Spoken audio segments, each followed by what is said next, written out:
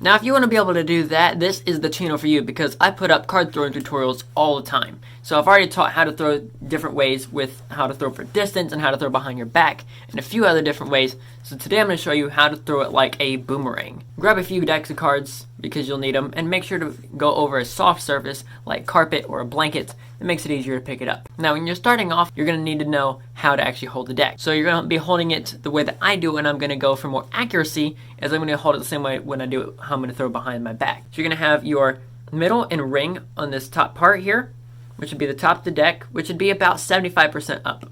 Your index is going to be on the top left corner, and your thumb's going to be on the opposite side of your other two fingers. Now, when you're doing this, you're going to be flicking your wrist and turning your index finger, and that'll give it that spin. And the more rotations you can get on this card is what actually gives the effect of it actually flying. When you actually want it to go and then come back to you, that's usually the harder part. You want to do a few things. One, throw it at a 45-degree angle. 45-degree angles, when it comes up, it's going to come directly back down at you, and then you'll be set. If you throw it higher or lower, it'll change the way that it comes. If you throw it too far low, then it'll just keep on flying and not really come back. If you throw it too high, it'll drop straight down and not come back all the way to you. So you want to try to hit that 45-degree-ish mark. When it comes to how high you should throw it, truth be told, it doesn't matter. Try and find a place that has a high ceiling or something, and send me a video of you doing it, and I might make a compilation and show your guys' work. Now, when it comes to throwing it accurately, again, it's like this. Now, if you want to throw it for distance, the way that I do it is I'm going to do it in a different way, because I've actually literally made a full court shot on a basketball court. I've thrown it into balconies and different places where I've done concerts. I've thrown it into drywall. I've cut up fruit. The amount of things that you can do when throwing it for distance is another thing. So if you try and combine the two of them, this is where you're going to be set. And that means you're going to hold it like this. You're going to pinch the top left corner, and then you're going to put your ring and thumb on the opposite sides of each other. That way you're set like this. Then you're going to come from just over your shoulder and come through with your whole arm, just like you will in the last one. This one's going to give you more power than accuracy. Now, both ways when you're throwing this, and you're going to throw it at that 45-degree angle, the flatter you can keep this, instead of keeping it tilted one way or the other when you throw it, is going to help when it comes back at you not to come to the side of you.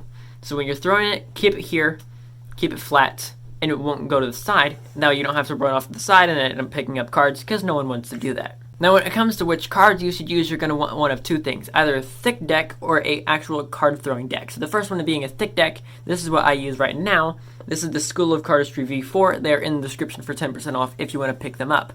And I have done a full review on them as well, which I will leave there too. Now, when it comes to having a thick deck, that because the wind doesn't take it as well, and the cards can really just glide through, and it will do more of what you want. Now, when it comes to an actual throwing deck, you have the Banshees V2. Now, this deck is great for it because of two reasons.